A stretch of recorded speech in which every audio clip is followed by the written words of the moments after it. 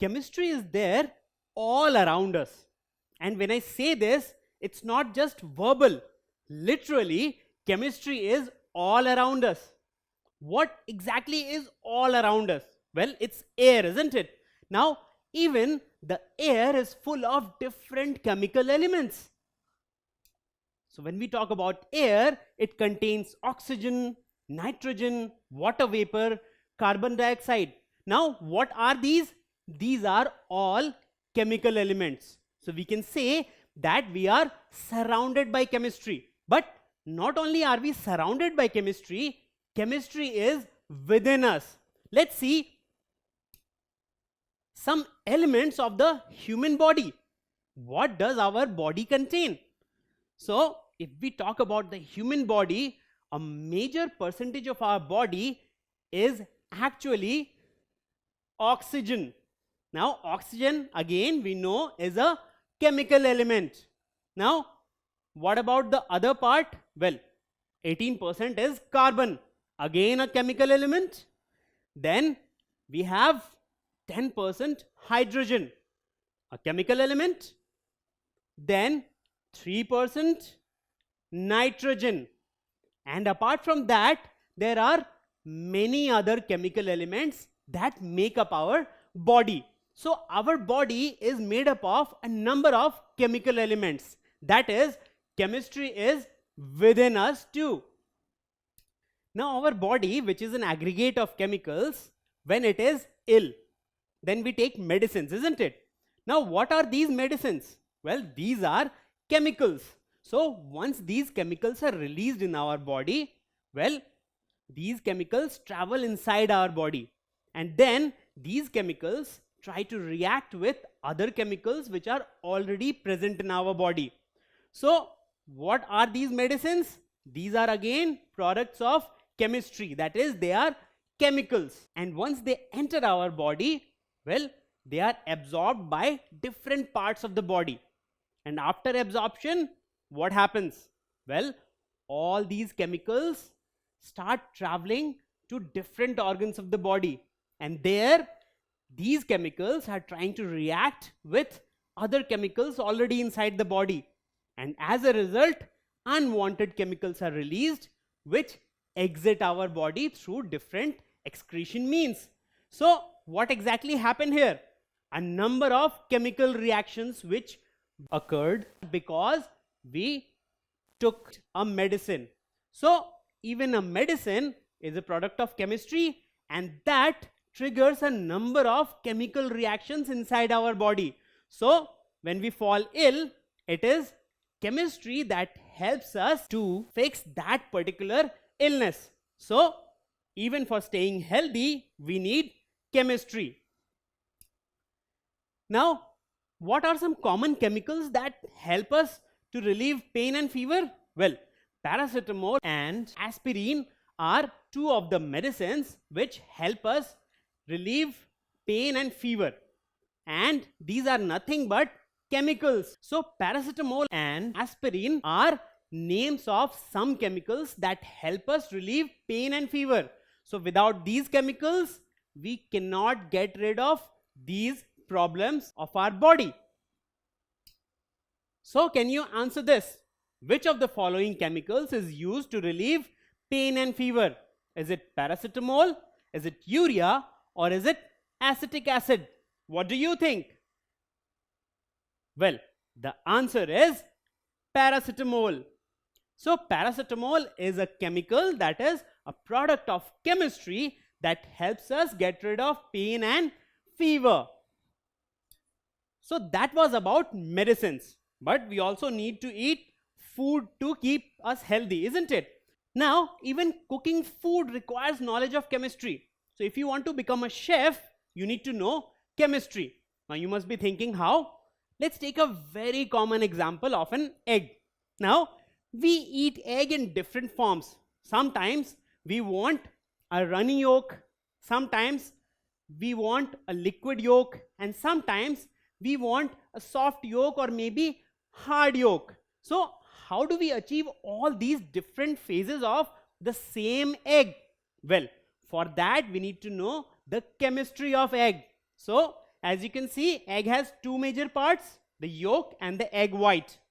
Now, whoever is a chef, he knows the chemistry of both these components. So, a chef knows how much the white part needs to be cooked, how much the yolk part needs to be cooked, and accordingly, a chef can adjust the temperatures or the time of cooking so that only one or both parts are cooked properly. So, all this is possible only when we know the chemistry of this food. Similarly, while cooking any particular item, you need to know the chemistry of that particular item. Only then you will be able to cook it in the right proportion. So, if you want to become a chef, you need to know chemistry. Let's take an example of a cookie. So, something as simple as a cookie requires huge knowledge of chemistry. So, what do you see here? Well, we see different reactions which happen inside a cookie before you get to eat it. So, while cooking, this particular cookie undergoes a number of chemical changes. And how do these chemical changes take place? Well, the chef, who is actually a chemical scientist, decides when to cook and how to cook the cookie. So, inside a cookie, there are a number of ingredients, and every ingredient behaves differently when cooked at different temperatures. And as you can see, with changing temperatures, there are changing chemical reactions. And also, there are different germs, which, if eaten, can make you ill. Now, how do you take care of all these germs? Well, there is a particular temperature to which, when you cook the cookie, then these germs die. Even the dough has such germs which need to be taken care of. And for that, you will have to cook it at a different temperature.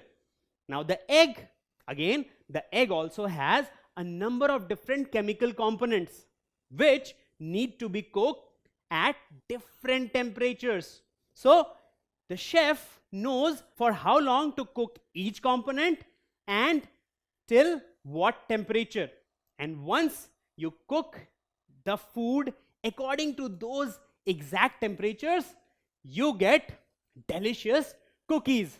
So, all this involves huge amount of chemistry. And if you want to become a chef, you need to know chemistry.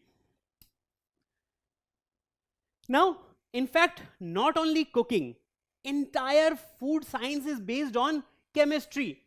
How we taste or smell some food depends on chemistry, because every chemical has a different taste and a different smell. So, every food item, what type of chemical it contains, and as a result, what type of flavor we will get from it is decided by the chemistry of that food item. And as a result, there is a separate field of study called food science, in which we study the chemistry of food. So important is chemistry even in our cooking and having food. Now, not only cooking, the raw materials which you get from plants are not always suitable for eating. So what do? Well, we process these items. For example, tea. Tea comes from tea leaves. Now, you cannot just have the tea leaves directly. You need to process the tea leaves properly so that the required elements are preserved, while unrequired or unhealthy elements can be eliminated from tea leaves. So, it requires a number of chemical processing steps before we have the final edible tea. Similarly, even in case of sugar, sugar is obtained from sugarcane juice. Now, it's a liquid. From that liquid, you get this particular sugar cube. So, how do you get it? Again, we have a number of chemical processes through which the sugarcane juice undergoes before you get the sugar which you eat. Similarly, even the salt comes naturally in different forms, and from that form, it comes into the edible form with the help of different chemical steps. So, without chemistry, you cannot even process food. And finally, we all eat such packaged food. Now, if you will notice, all these food items have been prepared months ago. But still, once you open the packet, you feel the freshness. So, how do all these preserve the freshness of the food? Because we know that if we keep the food for some time, it goes bad. Then how are these preserved? How are their flavors preserved? Well, again we have chemistry. So because of chemistry, we are able to preserve all such food items. So preservation of food requires knowledge of chemistry. So as you can see, different types of pickles and jams, all are preserved for a very long time because we use such chemicals like lactic acid, acetic acid, and tartaric acid. So these are common chemicals which are used for preservation of food. So such chemicals are commonly used to preserve fruit and vegetable products. So you see, even here we have chemistry. So right from cooking to preserving food, everywhere there is chemistry. Now, once we eat the food, what does it do? Well, it provides us energy. Again, inside the food, there are a number of chemicals. So basically, food stores chemical energy which enters our body, and we are able to utilize that chemical energy to obtain energy for our body.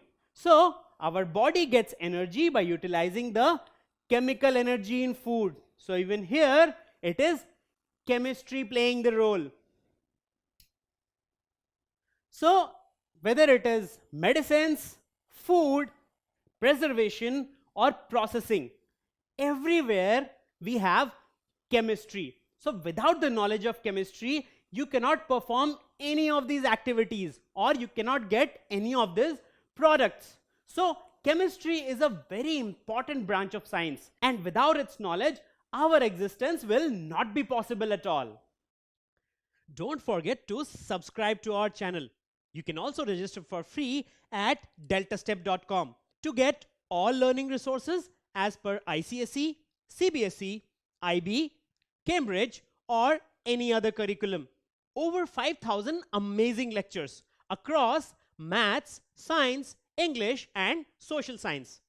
Our unique interactive video technology keeps you engaged, and our iDictionary feature allows you to quickly revise any concept. Master each topic at your own pace with our adaptive practice technology and 1 million plus questions. Get instant answers and detailed solutions. Be exam ready by taking unlimited mock tests, performance analysis along with actionable feedback, personal tutors to resolve your slightest of doubts. That's not all. You also get amazing prizes like PlayStations, iPads, watches, and many more, along with certificates through our Earn As You Learn program. So at deltastep.com, learning is not just fun and easy, it's rewarding too. So register for free now.